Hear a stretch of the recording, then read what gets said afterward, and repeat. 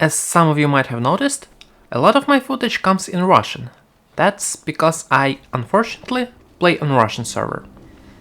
And while there are a lot of disadvantages, one of the advantages is that I can tell you about the Russian Alterac strategy. I've seen a lot of complaints about Russians on Alterac online, and some of them are really ridiculous. Like, Russians must have their Discord or communication because they all play as pre-made from the single server, and yeah, that's just not true. There is no Discord, there is no communication, there's nothing whatsoever. Just 40 brain-dead people doing the same strategy over and over. And the worst thing is, the opponent team, when it's not Russians, they always fall for it. And my task today is to tell you about it, so that you can effectively beat it. Just stop biting into this. This is just so ridiculous, it's not worth talking about. But here we are. So this strategy, it relies on two things. First, the enemy being not Russian, and the second, the enemy team splitting into 2 or 3 parts. As you can see here, there is no communication in chat, there is no communication in Discord, there are no links, no nothing, and we don't even have a full team right here. Everyone just knows what to do because we've been doing this for even since before Classic. Our entire team goes to the same one spot every game, does one thing every time, and we just hope the other team doesn't know what to do with it. This spot right here is where we stand to wait for the other team. And if the other team just splits into 2 or 3 parts, we ambush them, and this is just a win. This right here is the most important part of the game. This is where the other team can win or lose. And obviously, as we see, the other team splits, and this is just an early win. Right here, we come out, the team is split into 2, and it's really simple, 40 against like 20 people. We clear out the first 20 people, then we go to defend Belinda and the tower, without suffering any major losses.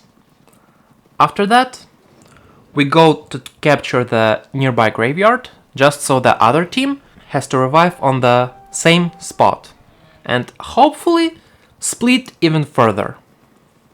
And after capturing this graveyard, and having a few skirmishes in the middle, we start the offense.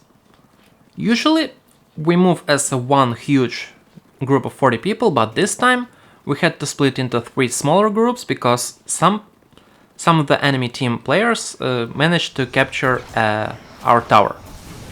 But that didn't stop us really. Usually what we do is we capture the nearby graveyard, then go to the bunker and kill the mini-boss.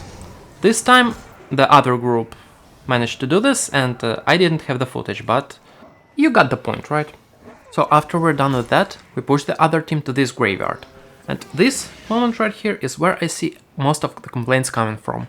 A lot of people say that this farming is the most toxic thing Russians do on Alterac, and while I see where they're coming from, this is also really important to do, because if we don't do this, we may outright lose. Because I'm not sure about Alliance, but Horde has the best choke point on Alterac.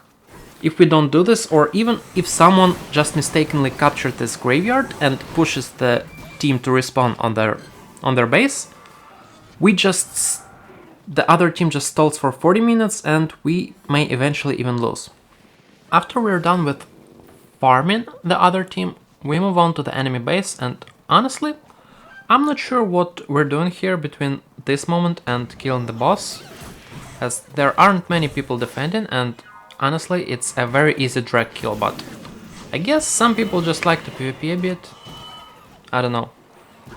Usually the other team just stacks in the room with drag tower and denies us every possibility to kill the boss, but this time I think the enemy team just gave up, and as you can see, I could just freely go in the room, kill another player and come out and even taunt another player a little bit.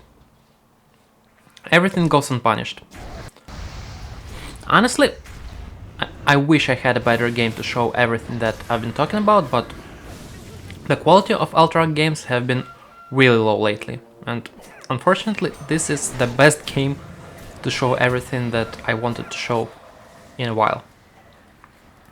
I hope you guys got something out of it, learned how to deal with the Russians, and maybe had a little fun. Thank you guys for watching. Leave a like if you liked the video, leave a dislike if you didn't, subscribe to the channel, and let your friends know that there is a way to deal with Russians if they have such a problem.